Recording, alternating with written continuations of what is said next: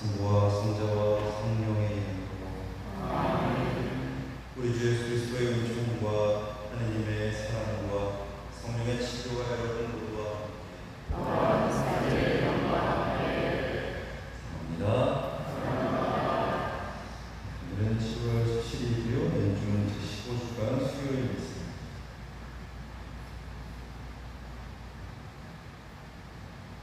형제자매 여러분, 구원의 신비를 땅에 거행하기 위하여 우리 주를 달성합시다.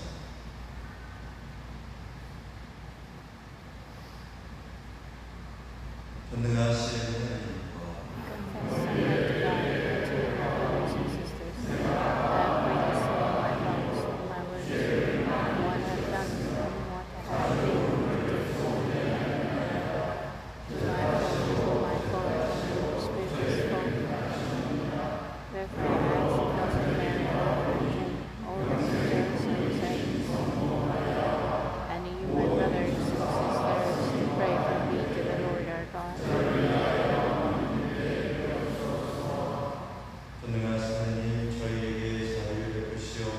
죄를 용서하시고 영원한 생명으로 이끌어 주소서. 아멘. 주님 자비를 베푸소서. 주님 자비를 베푸소서. 그리스도님 자비를 베푸소서. 그리스도님 자비를 베푸소서. 주님 자비를 베푸소서. 주님 자비를 베푸소서. 기도합시다. 하나님, 길 잃은 사람들에게 진리의 빛을 비추시어 올바른 길로 돌아오게 하시니 그리스도를 주님으로 고백하는 모든 이가 그 믿음에 어긋나는 것을 버리고 올바로 살아가게 하소서. 성부와 성령과 함께 주님으로서 영원히 살아계시며 다스리시는 성자 우리 주 예수 그리스도를 통하여 기념합니다. 아멘.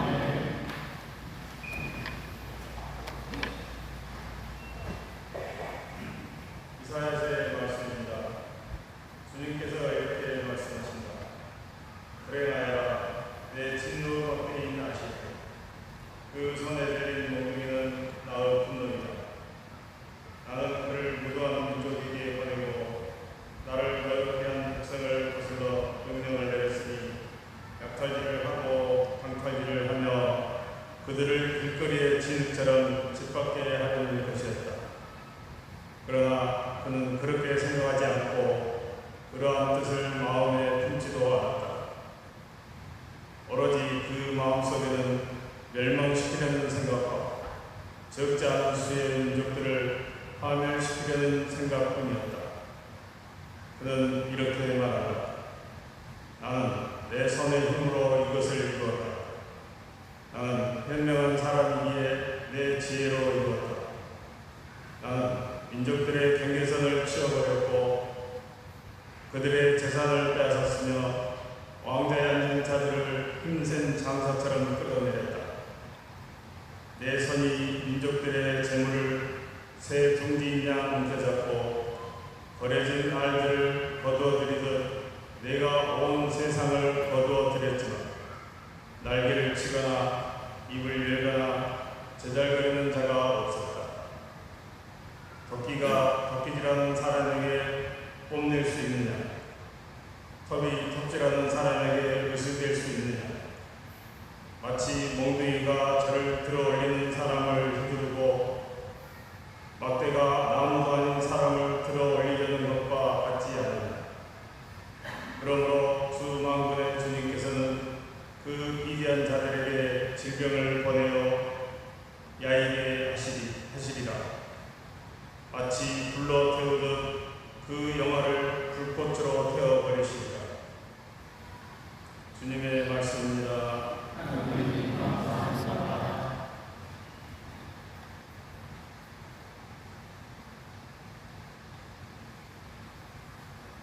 주님은 당신 백성을 버리지 않으신다.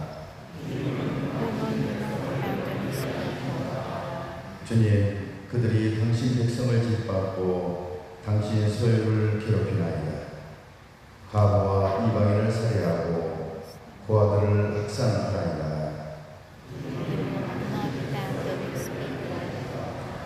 그들은 말 하나이다. 주님은 보지 않는다.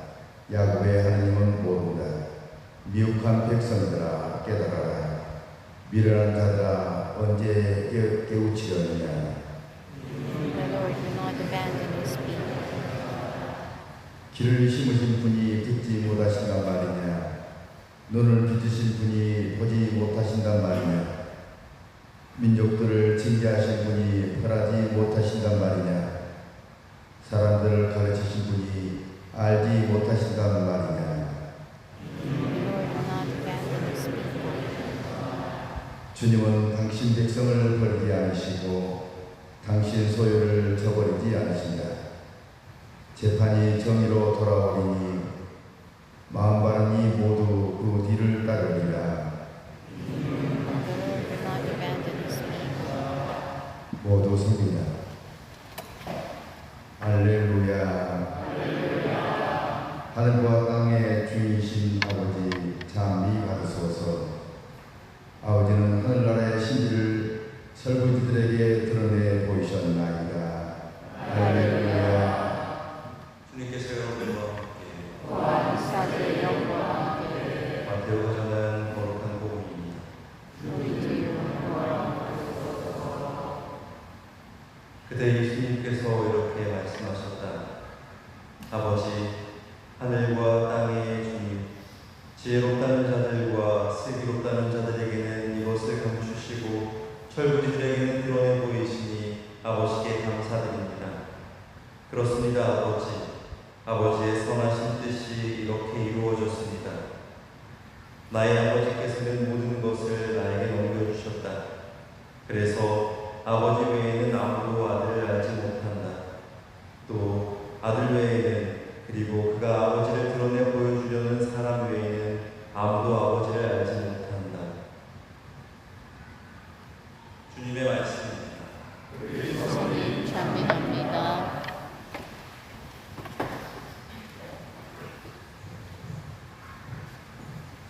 감사합니다. 오늘 날씨 되게 덥죠? 엄청 습하네요. 오후에 외출을 좀 했었는데 너무 더워가지고 게다가 안 되겠다 싶더라고요. 오늘 복음은 주님을 알므로 가득 찬 사람들을 향한 예수님의 말씀인데요. 오늘 복음의 내용은 누가복음에서 전하고 있긴 해요. 그래서 루카복음의 오늘 복음의 대목을 들여다보면 예수님께서 오늘 복음에 돌아온 제자들을 보고 즐거워하시면서 성령 안에서 즐거워하시면서 말씀하셨다. 이런 표현이 있습니다. 무엇이 예수님을 즐겁게 했을까? 복음의 앞부분을 살펴봐야 되기도 하고 지난 주일 복음하고도 이어지기도 합니다. 지난 주일날 예수님께서 제자들을 파견하시죠.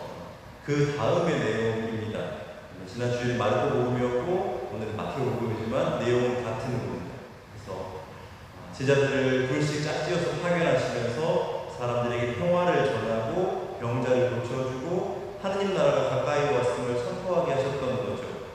그리고 오늘 복음에는 마태오 복음에는 나와 있지 않지만 루카 복음에 보면 파견되었던 제자들이 사명을 완수하고 와서 그동안에 있었던 일들을 예수님께 보고합니다.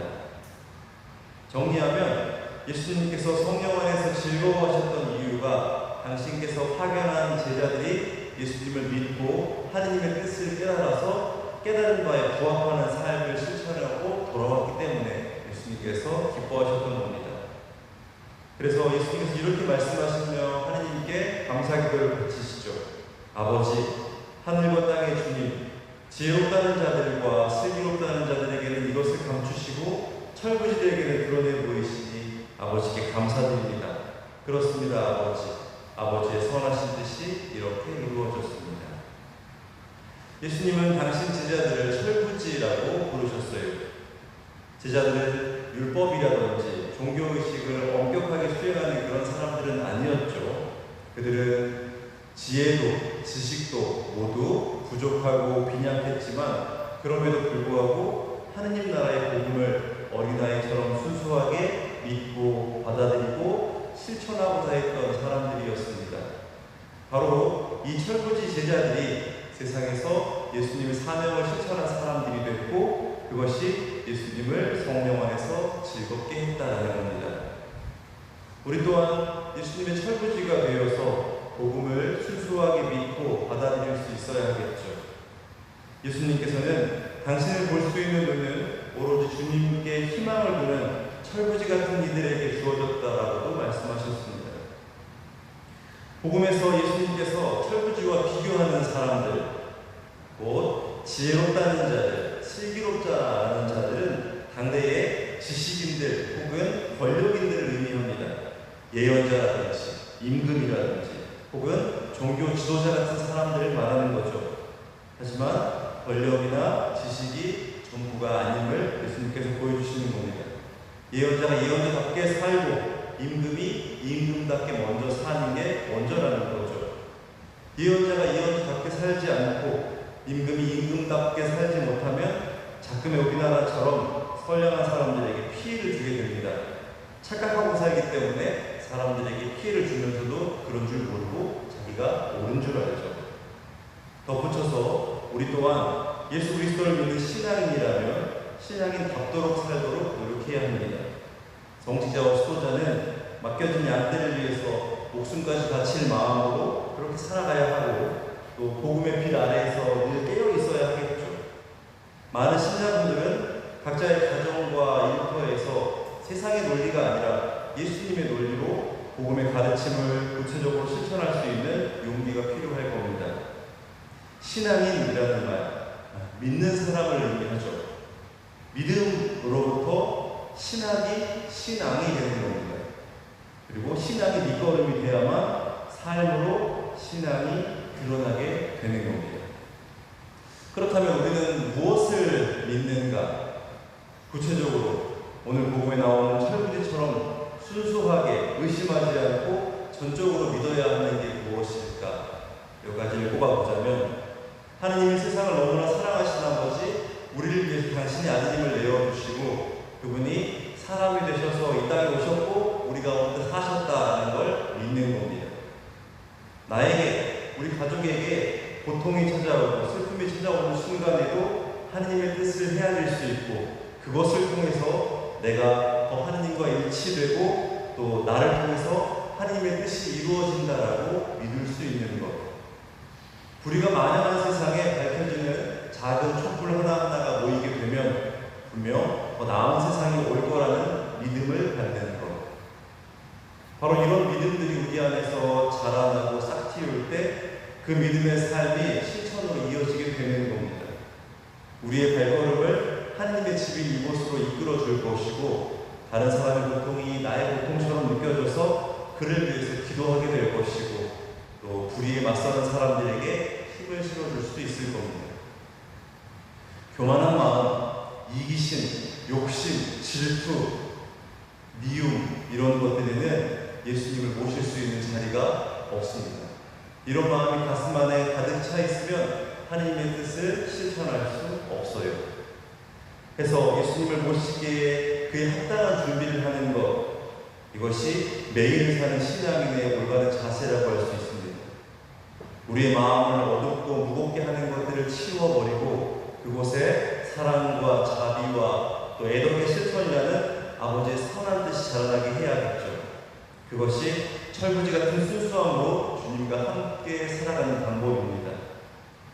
이어지는 성찬례를 통해서 우리가 받아보실 그 성체가 우리 안에 어둠을 몰아내고 또 그 어둠을 몰아내는 곳에 하나님의 은총과 힘과 용기를 가져다 줄 수 있도록 우리 모두 함께 기도하면 좋겠습니다. 아버지의 선한 뜻이 철부지 같은 저를 통해 이루어지게 하소서.